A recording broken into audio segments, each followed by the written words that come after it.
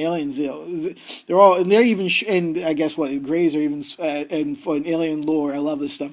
They're even shorter than man. So, go on with your bad self. Do your thing. But here's how you people, here's how you teenagers, here's how you children, here's how you young people flip the score on air, by doing the exact opposite. Now you yourself don't do the opposite, but you align yourself to grace. Whereas willful people have constantly willfully aligned themselves, even calling it God, not confusing it, but lying openly, lying and mocking God through willpower. They can't do both. You can't work for someone who's going to make you sick, and their parents are going to come over and tell you that they work for God. That's a load of crap. Psychics, whatever. Don't turn to those who mutter and peep. Why should they not go listen to their God? Screw these people. And work out your salvation. Purity guarantees equilibrium, which basically, keeps you from, at the very existentially keeps you from catching a cold.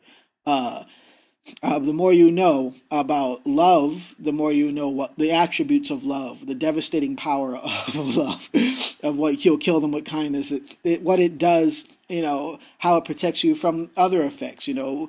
Communities work hard to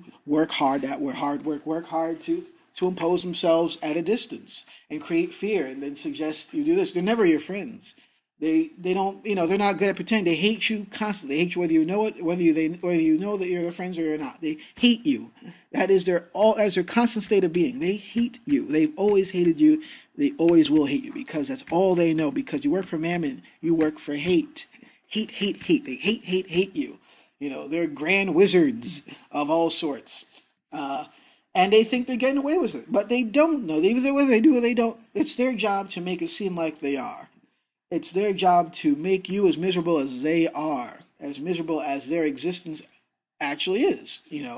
There's no smile, there is no joke, there's no personal sense.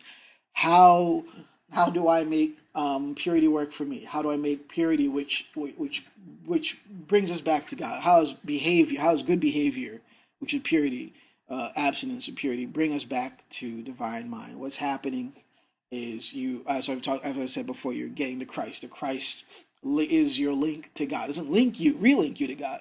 It can if you've lost God, but it relinks you and is your link to God. The Christ is your the only personal thing you have. The only personal thing you have is the Christ.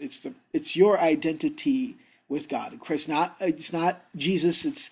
It's none of those. He was there to express and show you what the Christ was.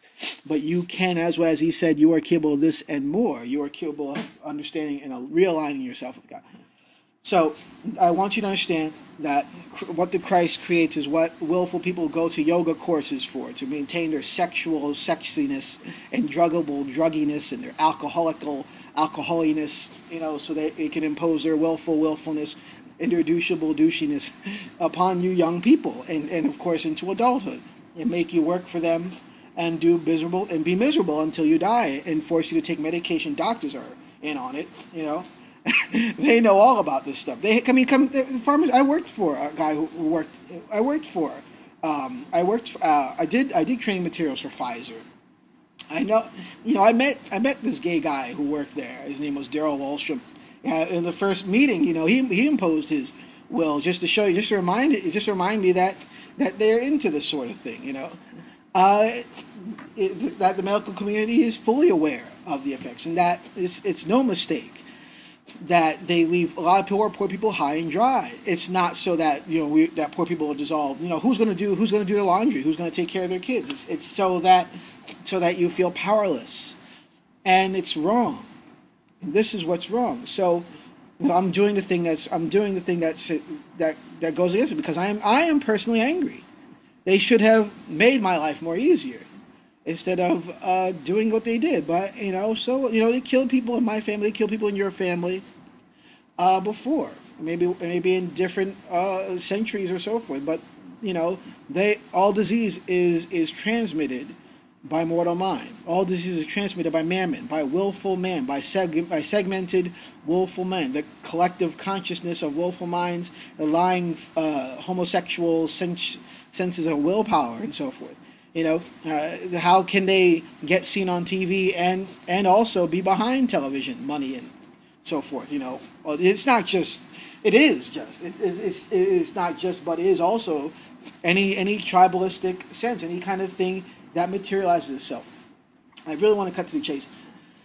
Christ creates health. How do you get yourself to? How you get augmented, or re-augmented, or realigned, or repair your connections to the Christ, your connection to your halo?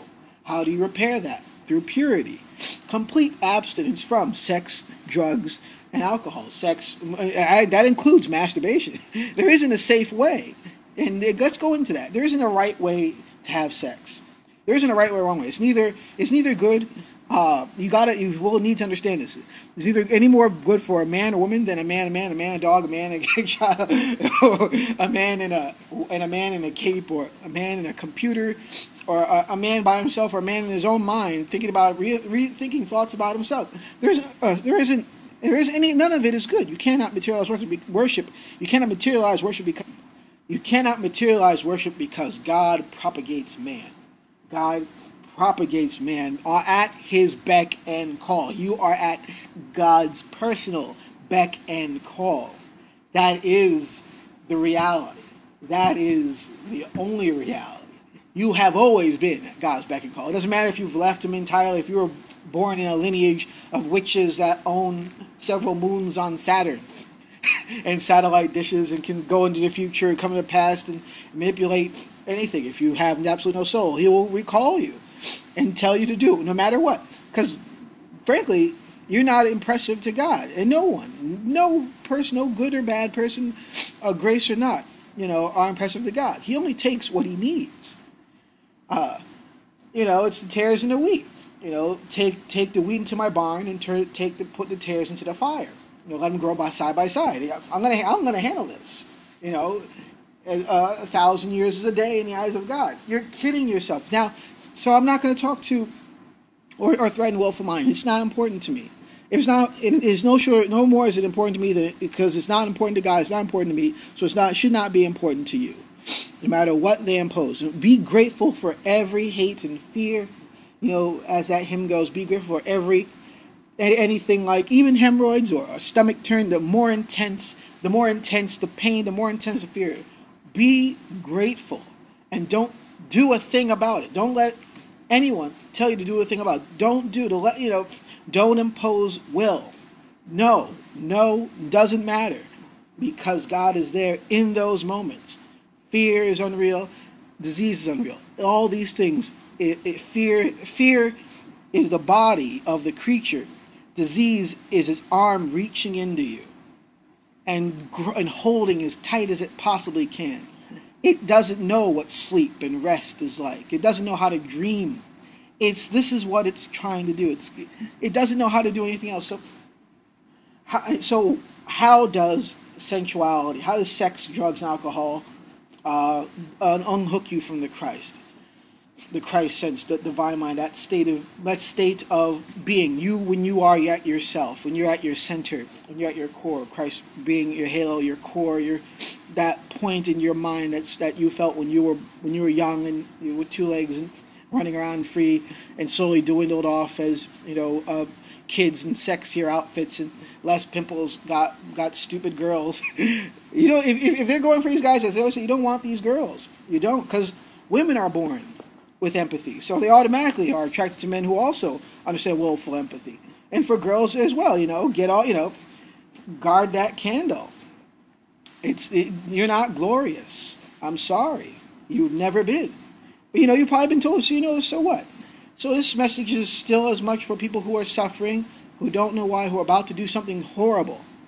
They have to know this. Not even, I love Kotaku. I go to Kotaku and I read articles about how some scientist or some doctor has said that video games make people kill. They said about comic books and TV shows. The oldest influences have always been drugs and sex. Have always been drugs, sex, and alcohol. these vices, drugs, sex, and alcohol, not including rock and roll, not including video games, not including comic books, they will blame anything because comic books in the past have expressed the,